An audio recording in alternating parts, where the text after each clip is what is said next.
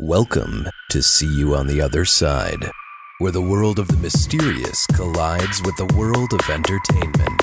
A discussion of art, music, movies, spirituality, the weird, and self-discovery. And now, your hosts, musicians and entertainers who have their own weakness for the weird, Mike and Wendy from the band Sunspot.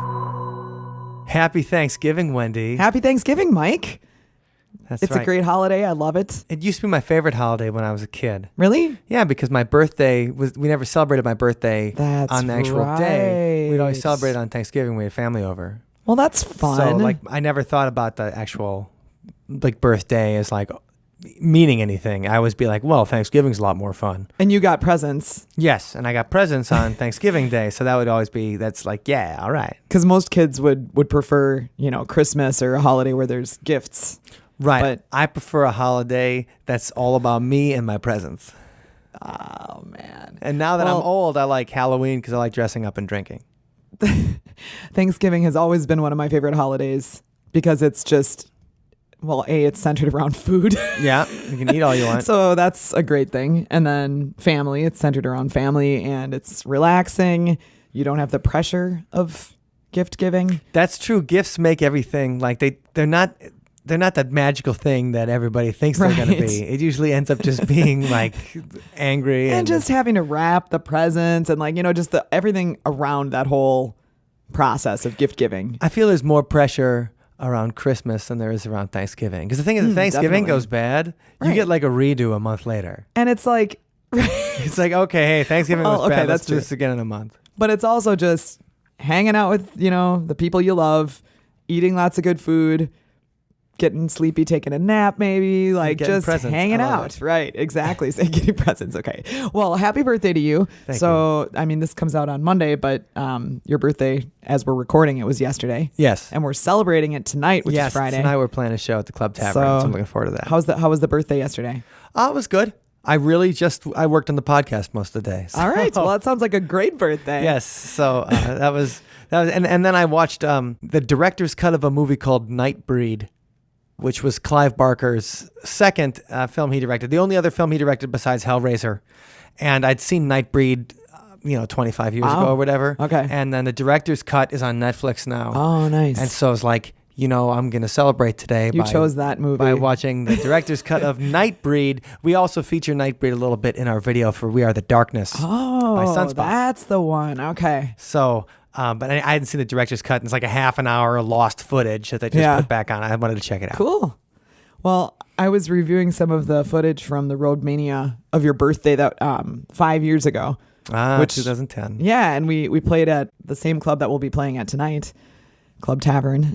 Yeah, so we've really gone far. We're it's good to know things change. We've launched. Coming up in the world. But in the video you said, and I quote, "This is my best birthday ever." Oh, I did. Yes. So I think the goal should be for tonight for that to be true as well. I agree. Because it can be true every year as long as they just keep getting better than the previous one. That's true. So I think we should. I'm going to make that happen. Let's try to make that happen. Okay, tonight. that sounds good. And next week we can report back on how it. And we'll let you know if it turned really out. was the best birthday ever. Yes, that's right. So anyway, that's a little bit of what I've been up to in Thanksgiving and stuff like that is what we're coming on to. But Wendy, you've been busy. Yeah, I have been a little bit. So I see today you're wearing your I Ran the Golden Gate running shirt. So what does that mean? My souvenir that I earned by running a half marathon in San Francisco across the Golden Gate Bridge and back. It was fantastic. It was painful. Okay. And great experience. But you're a finisher. I'm a finisher. I finished. Okay, good. Because if you did, I wouldn't let you wear that shirt. Oh man, no, I would not do that. That would not be cool. But people were wearing them to the race, which I found a bit Yeah, I find it presumptuous. sketchy. Yeah, Yeah, exactly. when I see people, that's you're wearing your shirt early, huh? Okay, you're really gonna win this one. You don't have any other wicking shirts, Right.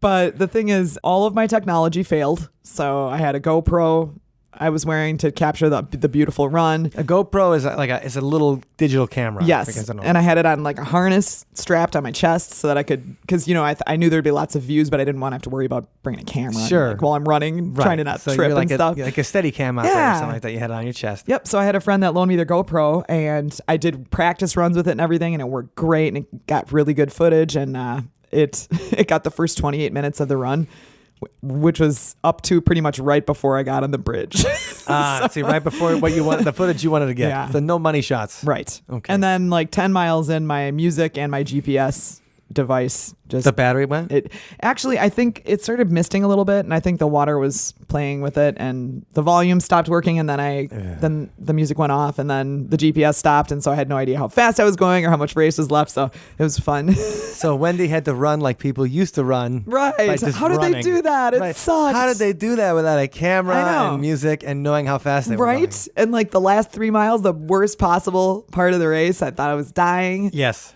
I thought they were moving the finish line away from me.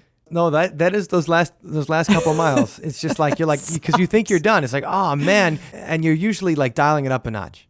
You're like, you know what? I'm gonna go my fastest to pass, and I'm just gonna run because this is what I trained for, and this is what I did. And then it feels like it never ends. Right. Then you're counting every step. You're like, oh, and I was 999 steps to go. Seriously, gonna ask the people on the sidelines that were like cheering and holding up signs, and the photographers and stuff. I almost asked them, like, where are we? Where's the finish line? But I didn't. You were just busy screaming, I hate you at anyone standing. Like, if you're not running, I hate you. Well, I got they posted the pictures, and there's, most of the race, I'm looking pretty happy, smiling and stuff. And then the last 2 miles, you can see the misery in my face. It's horrible. Yeah. Thanks for capturing that, guys. I feel for you. No, I have like a constipated face. Like while I'm running, I think that I got this like epic, like giving tough guy. And then I look at the pictures of that and I'm like, am I going to the bathroom in my short? Like really, it's not the face that I want to do. So like, I think maybe I just need to pose. You got to practice running with a better face. Yeah, I just have to smile more. Right. I'd borrow somebody else's face. I'll borrow your face for that. No, I mean, expression. Practice running while smiling. That is okay. That's a good idea. When I train for my next marathon, I'm going to do that. That's part of the routine. Because I always, like, when the pictures come in, and so, okay, when you run a marathon or a half or any kind of race, they usually have professional photographers come out and they capture it, and they'll send you digital copies of the pictures, and you can buy them. Sometimes the pictures are free, and that's awesome when they come free. Yeah. But usually you got to pay like, $30 for the whole race or something. Right. And then there's maybe 15 to 20 pictures of you. And I never buy them. I'm like, I look at it, I'm like, oh God. Like I don't want I would actually pay money to have those removed from the internet. Right. Like I don't want to put those up anywhere. It's like I'm gritting teeth I didn't even know I had. Exactly. Yeah. So, but anyway, the half marathon was fun, and thank you for inspiring me to do that. I never considered myself a runner. And now you totally are. I am. So, that's awesome. Yeah. That is awesome. I haven't done a whole marathon like you, but I'm, well, that much closer, right? Yeah. And plus, I mean, I think a lot of it's the training is that, it's not just the running of it. It's the saying like, you know what, I'm going to do this and I'm going to train and I'm going to do this. And that's like, then you're like, I've ran every other day for 3 months. Right. Well, now you're a runner. Yeah. And that's awesome. Yeah. Thanks. So, speaking of awesome, if you guys want to see a brand new Sunspot video, we've got a cool zombie video for the TV show, the web TV show, The Deadersons. That's right. They made a little video for the song we wrote for them called I Was a Teenage Zombie. Yep. And we recorded that song actually for our zombie apocalypse episode back in May. Righto. So we'll link that in the show notes, and you guys can take a listen to the song, and we'll link so you can watch the video too. Yeah, it's right on there. So, and they're getting ready for their season finale, which is coming up, and we're going to be playing at the party. Yes, for it, which is on November 29th, and just in Rockford. Yes, Illinois. In Rockford, Illinois. It's a place so sweet it's got rock in the name. That's right. And the season finale, just a little spoiler. Yeah. There might be somebody you recognize in it. Okay. Well, as a character. Okay. Well, don't tell me that. Don't tell me the plot details. I'll give you. I won't tell you the plot, but I will say that that character is a drummer. Okay. That's all I'm saying. All right. So it's the zombie Buddy Rich. Exactly right. And I heard he was a super jerk in real life. And that there's a great story. Oh. That's a Buddy Rich, obviously, most of us, unless we're old, saw him on the Muppet Show. Yeah, the drum off with Animal. Yeah, and he played drums everywhere and stuff. Okay, but anyway, so I just read this like 2 days ago when I was doing some research. So Buddy Rich was just known to be a real jerk, and somebody kept on calling his wife after he passed away, and they said, "Hey, is Buddy there?" And she's like, "No, he died like 6 months ago. Like, didn't you know that?" And the guy is like, "No, I know. I just like hearing you say it." Oh my, no. Yeah. So the person that hated him kept on calling back That and asking for him to his wife. might be the worst human on the planet. Yeah, that's a pretty rough one. Like, even if you hate a guy to do that. That's sick.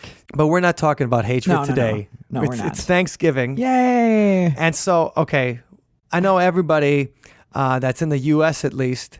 So we celebrate Thanksgiving the fourth Thursday of every November. Mm-hmm. And Wendy, when you think of Thanksgiving and the history you were told as a child about Thanksgiving, oh gosh, what do you think of? Of course, the Pilgrims and the Indians. Yes, having a nice happy meal, everybody together and sharing the bounty. Yeah. That first winter, the first winter at Plymouth, right, was just so horrible, was so rough, that the Indians brought them food, and the Pilgrims were so thankful for it, and that they sat down together, and they thanked God for being able to share that. And everybody sang Kumbaya. Yeah, and it was a beautiful moment. Okay, that's not really how it happened, but we'll get to that in a second. In a second. First of all, we should probably talk about the Puritans. Like, so why would we care about the Puritans on this show beyond Thanksgiving? Why would we care about them? Yeah. On this show? Yeah. Because they're like the most superstitious group of people that ever lived. And they talked about Satan all the time. Could it be Satan? Yes, it was. And so the Puritans really were like religious extremists who were always talking about the devil. You ever see the movie Carrie?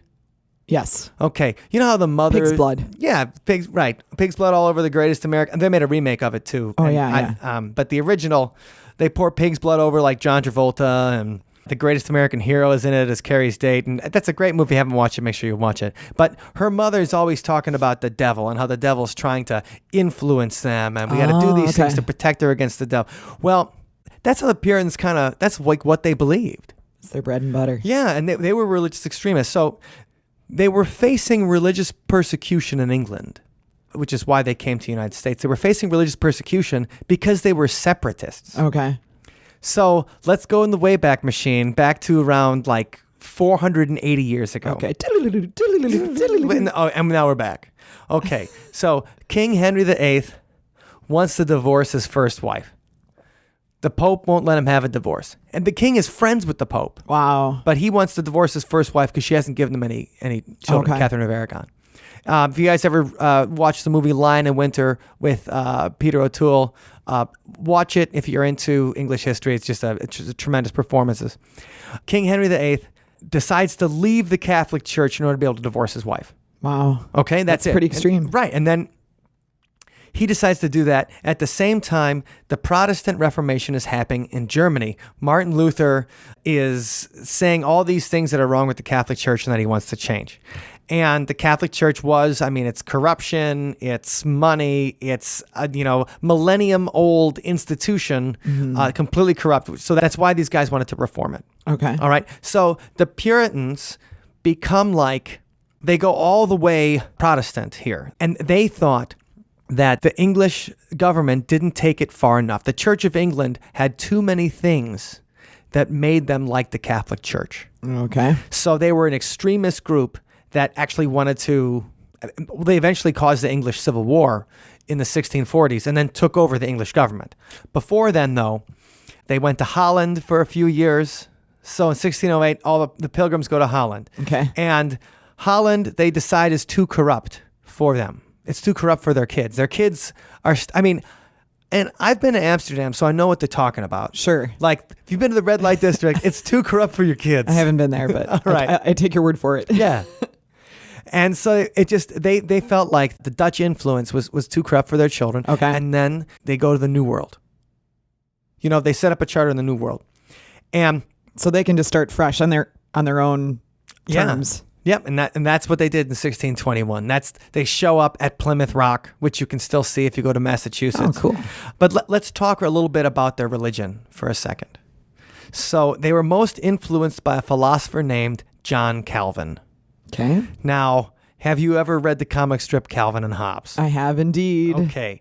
John Calvin is who Calvin is named after. Oh, wow. And the philosopher Thomas Hobbes, who, I mean, his big quote is life was nasty, brutish, and short.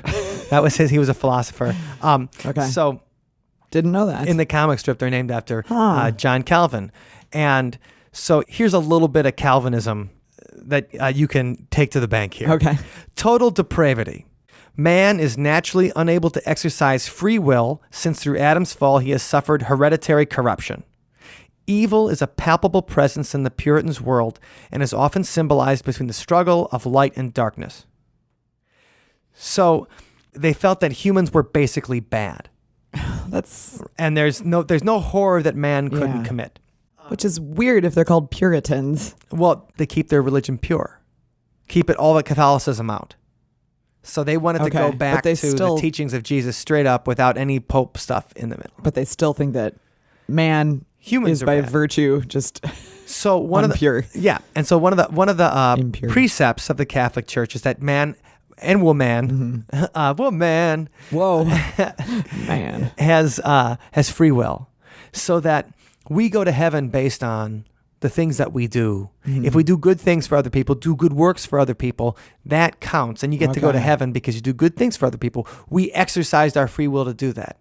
According to Calvin, there is no free will. Okay. God has predestined who's going to go to heaven and who's going to go to hell. So do what you want because it's not going to make a difference. Right, but party hard. Yeah, and that's the thing. But the Puritans believed that they were the elect.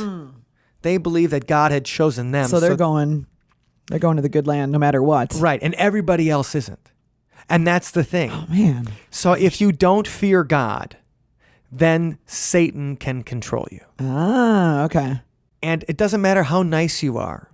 And it doesn't matter that Jesus died for your sins, because that only atones for your sins a little bit. Most everybody is going to hell, and only this small percentage is going upstairs.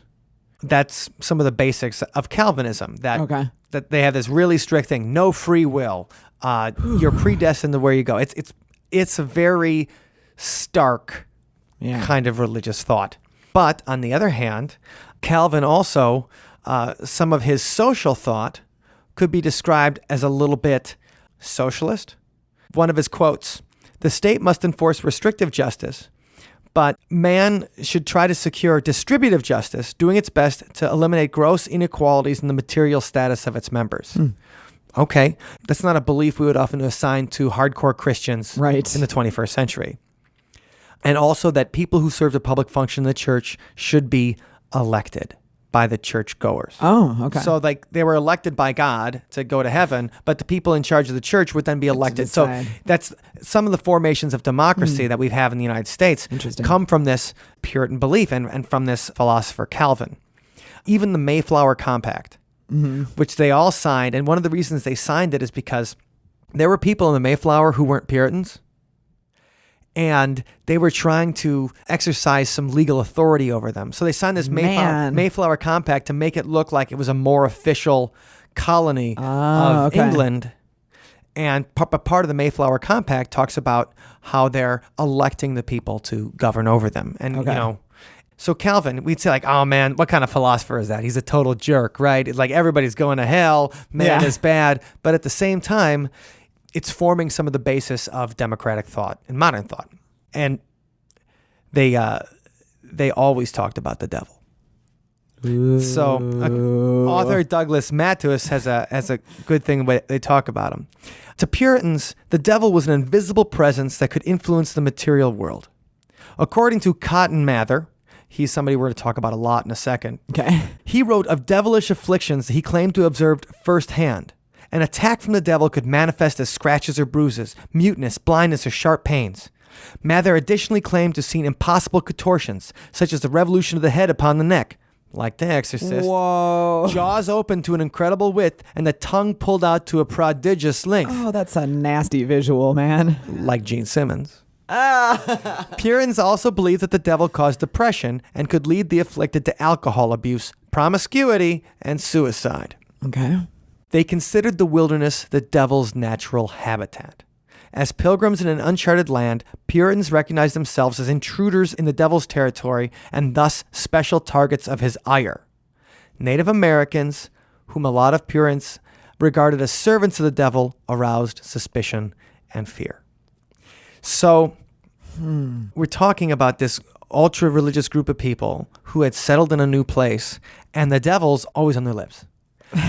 Because he could be anywhere. He could be doing anything. Yeah. He could be working through your neighbors. And also, It's a scary way to live. well, and that's why witches are usually associated with women, is because Puritans saw woman as a weaker sex, mentally and spiritually, as well as physically, because Eve was the one that ate the apple. So it all comes back, see. and that they're blaming on Eve eating the apple. So of course women Yeah, right. are more susceptible to temptation, and they're susceptible to the devil because it's their fault we got kicked out of paradise in the first place. Mwah, mwah. Right, if you wouldn't have ate that apple, we'd still be there. The maitre d' would have let us stay. Gosh. Well, here's a little bit of just some of their superstitions. We talk about Okay. anybody can be the devil. Horseshoes over their doorways. So have you ever seen that? yeah. If you go out to the East Coast, But are they upside down or?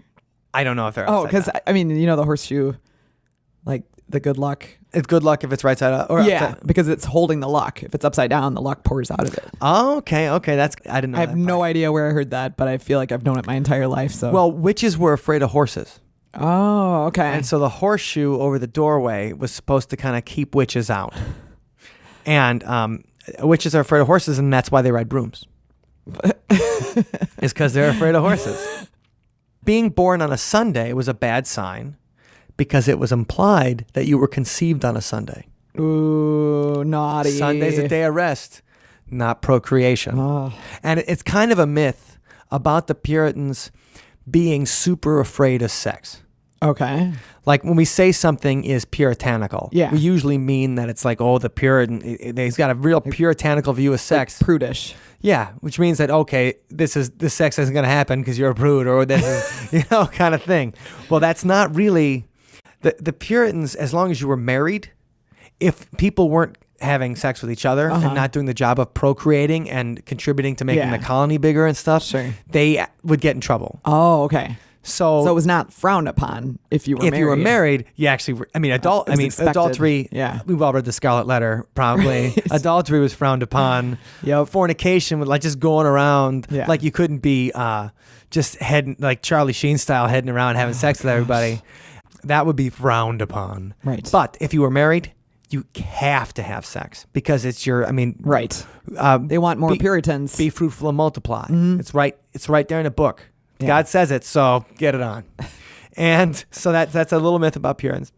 They never walked under a ladder because when a witch was pushed from a ladder on the gallows, she would drop under it, and whoever was touched by her breathing her last breath would soon die. Whoa. So that's where the walking under a ladder is bad luck thing came from? Yes, it's where it came from, but I also think it's good common sense.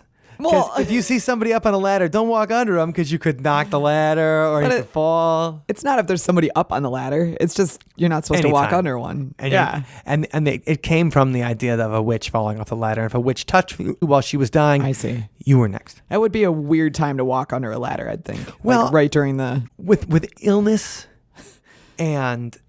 everybody's like all these portents of you're dying next. Uh-huh. A bird flies in your house. Sure. Someone's going to die here. Like with illness and the way that medicine was in 17th century colonial America, Yeah. people died all the time. Okay. By the time these guys came to Plymouth Rock, half the No. Puritans were dead. I get that, but I'm imagining like an execution taking place and somebody just carrying their groceries being like... whoops, I'm under the ladder. Oh no. Oh, I got touched by a witch. It seems like it would be... It's over for me. Anyway. Yeah. But yeah, I could see where people would be very afraid with so many diseases and Yep. plagues and whatever else. These come from an author, Lee Conrad Kelmsley, and she wrote a book on a fictional novel set in Puritan times, and she wrote a little bit about their superstitions. And here's my personal favorite one about the Puritans. If you had rats in your house, you were supposed to write a letter asking the rats to leave. Oh, So you would write so that letter polite. and then leave it out. And if the rats ate the letter, that means they read it. they would leave. Yeah, that was the way they read the letter. They would leave if they read the letter. That's awesome. And so I think that I wish it worked like that. Right, if they ate your paper, maybe they died from the poisonous ink or something like that is why. Wow, that's Yeah. So, when we talk about the first Thanksgiving and the Pilgrims meeting the native tribes at the time, actually, we just said that, over half the Pilgrims that came over in the Mayflower were pretty much dead by the time Thanksgiving rolled around, or that, the winter rolled around. And who actually did the translation for them with the local tribe was an Indian named Squanto. okay. And Squanto had been captured several years earlier, taken to England to be a slave, Oh, wow. found his way to Spain, where Indians couldn't be kept as slaves. Okay. Because the church said that you couldn't keep Native Americans as slaves. Okay. So Spain was a Catholic country. Right. And they still treated, don't get me wrong, the Spanish still treated Indians like sure, crap, yeah. but they couldn't keep them as official slaves. Okay. So then he got away, got back to North America. And so the Puritans were surprised when somebody showed up Yeah. and was able to speak some English to them. Wow. Okay. Because he had learned it when he was captured earlier. Interesting. But he also wasn't with the native tribe. Like Okay. he was a different tribe. I see. And but he did engineer, like he talked between them. He got the Indians to give him some food and help out and things like that. But it's funny that the native tribe that was there didn't trust Squanto, and it's theorized that they poisoned him. So William so they Brad, thought he was working against them and right, allying with the. with the Puritans, Oh my so they gosh. poisoned him. That's the thing.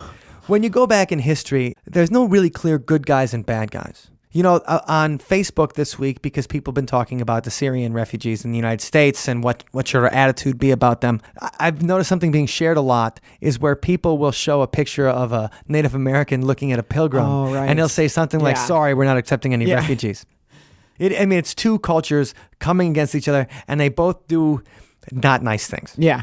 So William Bradford, who wrote a history of that Plymouth colony, writes, "Here, Squanto fell ill of Indian fever, bleeding much at the nose, which of the Indians take as a symptom of death, and within a few days he died. He begged the governor to pray for him, that he might go to the Englishman's God in heaven, and bequeath several of his things to his English friends as remembrances. His death was a great loss." Wow, that's sad. So the idea of the nosebleeds and stuff, like, why would he get that? Because he was I poisoned. see. Okay. Yeah.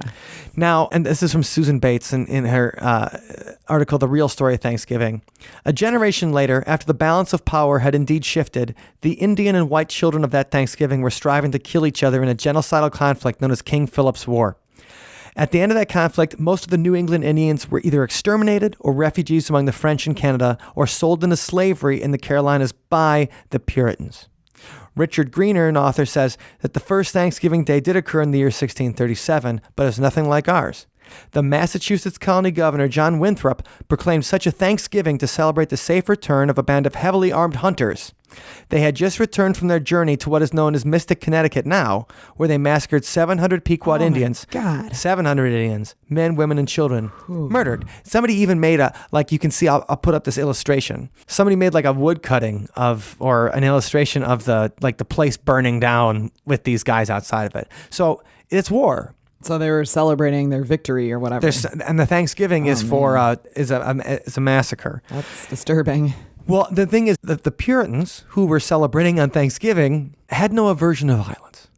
Mm-hmm. They're in this nasty, rough terrain. They think everybody that's not a Puritan is in league with, not just out to get them, not just out, that they're in league with the devil. So, literally, it's like fighting the infidel. The devil, the adversary of God. Mm-hmm. It makes it sound like they thought other people were like bad guys in a video game. Yeah. You know, when we see a movie now and you see people killing aliens, or they'll do this, like even in the Star Wars movies. Yeah. That's kind of why everybody has masks and they're fighting robots and everything. Because if they were fighting actual people, you'd be like, well, that violence is real. When you see a robot get blown up, you're like, it's just a robot. Yeah, get him. And you just start to feel that that's how these people felt of people as the other. And because they're other than you, because they're in league with the devil, it doesn't matter if you kill them because they're not human. Wow. God has not chosen them. So we kind of learn there's no aversion to violence with the Pilgrims and the Puritans, who are terrified of Satan at all times. They're like the most superstitious people in America ever. And now it makes me feel really sad thinking about sitting there and enjoying a holiday that might have actually started as a celebration for like massacring people. Well, really our modern Thanksgiving comes from Abraham Lincoln. Okay. Who kind of declared it the holiday and stuff. So I don't need to feel so bad. No, because Abe Lincoln was a good guy. Abe Lincoln freed the slaves. He didn't kill the Indians. Well, in the Black Hawk Wars, yes, he did kill the Indians. So feel bad again. Yeah. And that's the thing about history. Like if you think somebody is this bright, shining light of perfectness, right, you better think again. And speaking of history and revision and, what are the Puritans most famous for? Besides Thanksgiving, the witch trials, the Salem witch trials. That's right, and I think She's a witch burnhead. And I think the Salem witch trials, they'll deserve their own episode at some time. Absolutely, because there's a ton of detail we can go into. Complex topic. And so, if you guys don't know anything about the Salem witch trials, I'd recommend you can read Arthur Miller's play, The Crucible. Oh, they made a movie of it in the late '90s, The Crucible. It deals with the witch trials. And so Arthur Miller, who was one of Marilyn Monroe's husbands. Oh, really? Okay. Yeah, which is, she marries a nerdy playwright. But she also married, Joe DiMaggio. Just giving everything a little try. Right. It's like, hey, I've got and if there's a rock star at the time, she probably would have married one of those too. Well, it's kind of like Lisa Marie Presley. Yes. Like Lisa Marie, she marries Michael Jackson. Why? He's a rock star. She marries Nicolas Cage. Why? He's crazy. No, but because she, makes her way through all different kinds of guys. And so Marilyn Monroe did too. Arthur Miller, probably his most famous work is Death of a Salesman. Oh, okay. It's classic. Which is the feel-good play of the year. Right. I like Death of a Salesman, but I really don't care if I ever see it again. Yeah, I feel the same way. Yeah. I enjoyed it. Nobody's ever like, Death of a Salesman, high five. Right. You enjoy it for the work of art that it is, and then you go, okay, next. Well, and so he wrote The Crucible as a parallel of the communist investigations that were going on in the 1950s with Wisconsin's proudest senator, Joseph McCarthy, going in with the House Un-American Activities Committee, and then putting Hollywood people on the stand, asking if they were communists, and then blacklisting the ones who had communist sympathies. And so that's what he wrote The Crucible about, and I recommend it. It's a cool movie too, and it's interesting. Okay. So let's go a little bit in the Salem witch trials. If you guys aren't familiar with it, let's give you a little background. Okay. We got a guy named Reverend Sam Paris. Born in London, went to Harvard, lived in New England for a while, and then he moves down to Barbados. Whoa. Yeah. Exotic. Yeah, and not just because he loved the weather. It's because his family had like a sugar plantation down there. Okay. So he moves down to Barbados and runs the sugar plantation for a while, gets religion, comes back up to New England. Okay. Comes back up to New England, gets married, has some kids, brings along a slave from Barbados, Tituba. Okay? And that was the slave's name? Yeah, Tituba. Okay, gotcha. Tituba. Okay. If you ever watch a movie in the Salem witch trials or whatever, it's always, they always portray Tituba sympathetically because she's exciting the children, the Reverend's children, with these stories of voodoo. Ooh. From Barbados. Okay. She tells them these mystical, scary stories, and she sounds fun. She does sound fun, but it gets in the kid's head. Okay. It gets in the kid's head. His daughter Elizabeth Paris, 2 R's, was the first one to start acting possessed. Whoa. Started freaking out, started going crazy, blames Tituba. That Tituba put a demon in her. Oh, man.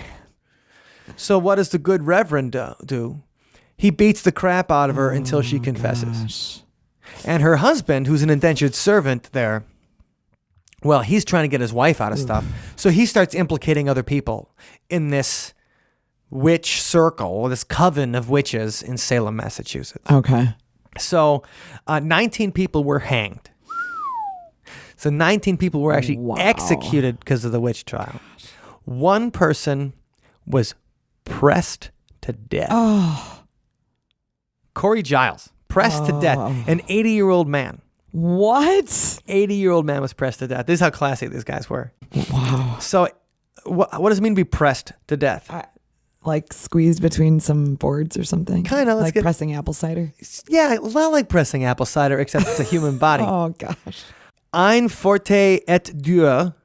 It's French for forceful and hard punishment. That's obviously my French is crap. C'est très bien. Was a method of torture formerly used in the common law legal system, in which a defendant who refused to plead, stood mute at trial, and didn't try to defend himself or implicate others, will be subjected to having heavier and heavier stones placed upon his or her chest until a plea was entered, or, as the weight of the stones on the chest became too great for the condemned to breathe, fatal suffocation That's horrible. would occur. Okay, so the ghost of this guy, according to local legend in Salem, Massachusetts. Okay, now we're talking. They say he can still walk in the graveyard. You see the ghost still walking in the graveyard when a tragedy is about to strike the town. Wow. That's Notably, he was said to have appeared the night before the Great Salem Fire of 1914. The position of sheriff of Essex County was also said to have suffered from the curse of Giles Corey, as the holders of that office since George Corwin had either died or resigned as a result of heart or blood ailments. Corwin himself died of a heart attack in 1696. So when we say like this curse on the sheriff of Essex County, it's like 300 years long. Sheesh. The curse was said to have been broken when the sheriff's office was moved from Salem to Middleton in 1991. That's all they had to do was move? Yeah, all I did was move, come and then you on. wouldn't have a heart attack and die on duty. If only they had known sooner. So the Salem witch trials, 20 people end up getting murdered. It's just a few years later that people are already like apologizing for it. Yeah, doesn't that just make you feel disgusting to be a human? This is 1692, and like by 5 years later, Massachusetts is like, ooh, our bad. Oops. Yeah, we did that. Sorries. We did that, didn't we? Wow. Well, why would people go with the whole witchcraft thing? Why would people even find it believable? Basically, it's one family of Puritan ministers who had been there since the beginning. Mm-hmm. The Mather family. They'd been there since the colonization. Okay. And, well, they wrote about witches. Made a big deal out of it. Increase Mather. The guy's name was Increase. Really, Increase Mather. He was a reverend in mid 17th century New England. And one of his works was called Woe to Drunkards, 2 sermons testifying against the sin of drunkenness. I already don't like him. Right, I already think he's a jerk. But he also had a book called Remarkable Providences, an essay for the recording of illustrious providences. And it's all about witches. It's all about making a deal with the devil. It's all about these amazing miracles and tragedies that had happened in New England. You know, just to quote some things like, the devil had frequently the carnal knowledge of her body, and witches had meetings at a place not far from her house. The devil serves his clients, suspected witches executed. Just all these kind of things. Like, this is just like, I've got this long thing, and it's all about demons and like sex with the devil and using satanic powers to hurt your neighbors and stuff like that. And that's what he's presenting this as a history. Okay. So imagine. Now, I know you weren't a real churchgoer, but you've gone. Sure. And imagine the pastor at the church said things like, the devil's totally real. There was a witch in Milwaukee like last year, and let me tell you exactly what the witch did. And you'll be, oh my God, the devil's real. Because you trust that person. You go every week. Right. And Increase Mather, with the sweet name. I mean, this is probably why he was so famous, because he's just Increase. Imagining his mom like, what should we name our kid? And just pulling out a dictionary and like, okay, close your eyes and stop me when I get to the page. Right. Really? Increase? Yeah. Anyway. Sure. I don't know why she named him Increase. But So Increase Mather is like the most famous. So he kind of New brainwashed England. everybody into believing in the whole witch. They already had a belief in the devil. Yeah. And now So it wasn't that far of a stretch to get them to. there's this guy who's writing histories in New England, who's writing all these books and all these sermons. He's going in and letting people know that, the devil is real. And he's here. And he's here, and he's taking people over. And it could be your neighbor, and it could be anybody. Yeah. And so his son's name is Cotton. Okay? Yeah, Cotton Mather. And we talked a little bit about Cotton Mather before. Right. Yeah. Now, Cotton Mather, He was real soft. he was real soft and cottony. People, people like to wipe their butt with him. No, they should have. Okay, so he's like third generation from these original guys, like from this guy named Joseph Cotton or John Cotton and something Mather, like his grandparents. Were like original Puritan Pilgrim dudes, and so Cotton Mather's descended from them, and he's not quite as famous as his father, but he has to find some way to drum up publicity around his own sermons. Okay. He ended up writing 400 books. Wow. Yeah, That's like writing constantly your entire life. right. And that's what he did. He would do that. He would deliver sermons. He was pretty influential in the Salem witch trial because he writes a book about a woman named Anne Glover in the 1680s. And Anne Glover is an Irish woman living in Boston who's working as a housekeeper for a guy named John Goodwin. In the summer of 1688, 4 or 5 of the Goodwin children become ill after an argument with Anne Glover's daughter. And the doctor that was called suggested it was caused by witchcraft. What? Right. So that's when you've got a really smart doctor. Gosh. When he's like, 4 of the kids are sick. It could be that they all shared a bath and they coughed on each other, or it could be witches. That'll be $100, please. Right. That'll be £4. So he suggested that it was witchcraft because one of the daughters said that she got sick after she saw the daughter of the maid stealing some laundry. Oh, okay. So it was like, oh yeah, well, we caught you doing something and that's why you made us sick. Anyway, Glover was arrested, tried for witchcraft. She spoke Irish, Gaelic. She didn't speak English natively. She was born in Ireland, actually during the invasion of the Puritan head of England at the time, Oliver Cromwell. Oh, wow. So, Oliver Cromwell's generally thought of as a guy who, while he helped bring some democracy and people electing their officials, they beheaded the King of England at the time when they took it over. He's also regarded as kind of a buzzkill. Yeah. Like the Puritans hated Christmas. Doesn't say anything about Christmas in the Bible, and the Christmas was it was a Catholic thing. So Oliver Cromwell, he canceled Christmas. He killed Christmas. And he invaded Ireland. Oh man, he's like the Grinch. Yeah, he is the literal Grinch. And Cotton Mather writes that Glover was a scandalous old Irish woman, very poor, a Roman Catholic, and obstinate in idolatry. At trial, it was demanded she say the Lord's Prayer. That's the Our Father. She recited it in Irish and broken Latin because she never learned it in English. So she did what she could. And then she was hanged. November 16th, 1688. So 327 years this week. Glover was hanged in Boston amid mocking shouts from the crowd. Somebody who knew her and was a critic of Cotton Mather. There was somebody speaking sense in 17th century New England. A Boston merchant named Robert Califf. He said, Goody Glover, that was her nickname, was a despised, crazy, poor old woman, an Irish Catholic who was tried for afflicting the Goodwin children. Her behavior at her trial was like that of one distracted. They did her cruel. The proof against her was wholly deficient. The jury brought her guilty. She was hung and died because she was a Catholic. So that's the kind of people we're dealing with when it comes to the Puritans. So think about that when you're carving up your turkey. Like, think about so if you would like to hang a papist around you. I liked that holiday. It is. No, it's still a nice holiday, and it's still a chance to celebrate with your family and stuff. But just don't think that, the Puritans are fanatics. Yeah. Straight up extremists. They didn't just want to take over the English government.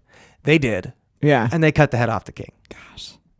So that's kind of like... Definitely extremist. Think about if the Jehovah's Witnesses did that. You'd be like, not only do they not celebrate birthdays or they come to your house to watch, they kill the president. Right. You'd be like, oh my God, Jehovah's No. Witnesses killed the president. Oh my goodness. So that's kind of what they do with it. Robert Califf also pretty much blames Cotton Mather for laying the groundwork for the Salem witch trials. So when they're doing the trials, the judges actually send to Cotton Mather. They're like, hey, we're interested in what kind of evidence we should accept about this. What do the clergy people of New England think? Well, first he did a good thing, and he said, well, don't accept too much spectral evidence. Okay. Because the devil is full of lies, and the devil will Okay. try to make you hurt innocent people. Oh gosh.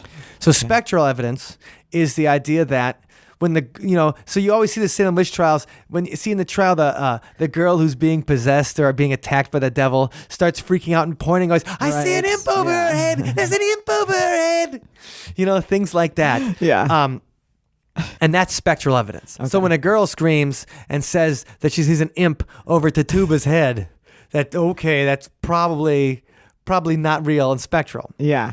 So that's he said, do not lay more stress on pure spectral evidence than it will bear. It is very certain that the devils have sometimes represented the shape of persons not only innocent, but also virtuous. Though I believe that the just God then ordinarily provides a way for the speedy vindications of the persons. Unless they get hanged or pressed to death. So when they asked for an opinion, they pretty much said, they said, be careful of spectral evidence, but at the same time, they said that God said it's okay to hunt witches and that he has provided the techniques for which to find those witches. So they kind of give them the all clear. They cover their butts by be careful of spectral evidence, but you know what? If God will let you know about these witches. And after the trials, he still writes about it and he continues to kind of justify it, even though he's once again covering his butt. Yeah. In his Cases of Conscience Concerning Evil Spirits is one of his works. It were better that 10 suspected witches should escape than the one innocent person be condemned. Oh my. So he says that. But at the same time, sounds so nice there. At the same time, he comes out a couple years later with a work called The Wonders of the Invisible World. Let me read you some quotes. Ooh, okay. Some accounts of the grievous molestations by demons and witchcrafts which have lately annoyed the country, and the trials of some eminent malefactors executed upon occasion thereof, with several markable curiosities therein occurring. So while he says it's better for innocent people to go, to not get caught, and right. it's better for witches to go free than innocent people to get killed, he basically says, yep, those people were witches. He's like, no, we didn't kill anybody wrong. Those people were They were definitely witches. not taking any accountability for. They did grievous molestations that have lately annoyed the country, and they were eminent malefactors. But at the same time, Cotton Mather also was a leading force in pushing for inoculations against smallpox. Huh? Really? Some people were afraid, just like today. Yeah. They're afraid that because when you get a vaccination, you are getting a little bit of the disease. Right. So your body can form antibodies against it. Well, I don't know. They didn't have that figured out back in the early 18th century, but they did have some idea that people who got smallpox and survived didn't get it again. Right. And we don't have smallpox anymore, but it killed a lot of people. Yeah. It killed everybody. Smallpox almost killed everybody. So it was totally dangerous, totally horrible. And while some of the people in New England were like, this is way too dangerous, these smallpox infections are actually killing the people. They're giving the people the disease. Oh, okay. He was saying that getting inoculated is the one way to protect yourself. Because back then it wasn't weird for religious people to also be into science. I see. And that's because they're one of the only people that go to school. They can read. Oh, right. Most people can't read. Yeah. So if you're good enough to read the Bible, then You can learn other things too. bingo. You Yeah. can learn about science and stuff like that. Anyway, that's the Puritans. Wow. Well, that's a lot more than I knew. From what I learned in grade school, So- and the happy little table of them, eating with the Indians and. So be careful when you're eating your turkey this year, because you never know if the devil's sitting next to you. Ooh. So Well, I would like to just, I'm going to sort of reframe the holiday for my own, and I think this is kind of what most of us do is Right. take it as a day to celebrate the things that you appreciate. Yes. That we're lucky enough to have. So instead of focusing on that Pilgrims, Right, like slaughtering Indians, hanging people, being Right. completely superstitious, Yes. and being religious extremists that so killed horrible, the King of so England. horrible. Let's think of the nicer things we have, like family and friends Yes, and listeners. right, and you listeners are people that we are very thankful. We for. do appreciate you, and it's been a great year of meeting lots of neat people and getting some feedback from people, and just really appreciate that you take the time to put us in your earbuds. Yes, please do. Okay, and also if you guys want to say what you're thankful for, like supernatural, Ooh. if you're thankful for anything supernatural. Then we want you to let us know. Just put at Other Side Talk in There your you go. tweet and tweet something you're thankful for, especially if it's fun. Like if you're thankful for the Ghost Hunters, or you're Yeah. thankful for Exorcism Live on the air, or Right. I'm stories about shadow people. yeah, I'm thankful. I'm thankful for Art Bell coming back in his radio show. I'm thankful that I saw that UFO a few weeks ago. Oh, Wendy did. She saw the missile over Yeah. California. But before we knew it was a missile, what I saw was a really strange thing in the sky that I've never seen before. And for a few brief hours, it was a UFO. Awesome. So, yeah, it was cool. So Wendy's thankful for the American military.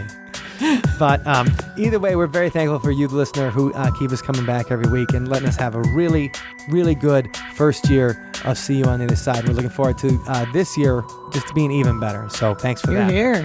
And now let's listen to a little song from Sunspot inspired by Cotton Mather called The Wonders of the Invisible World.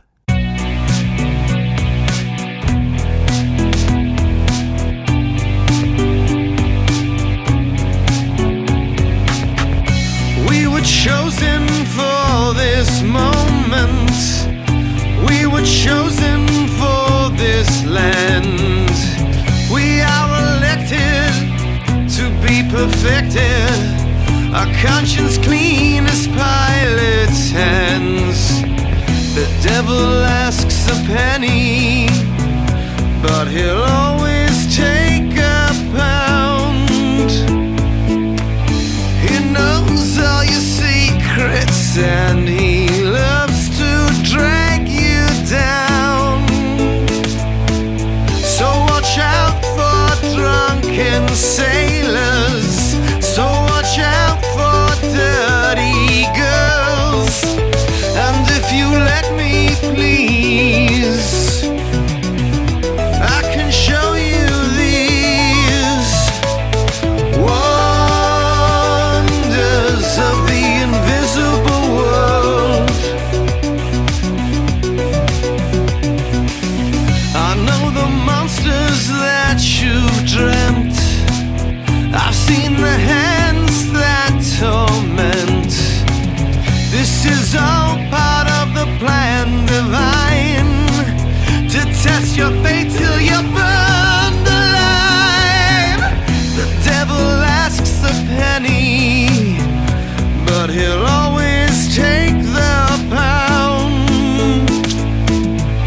He knows all your secrets and he loves to drag you down. So watch out for drunken sailors. So watch out for dirty girls. And if you let me, please,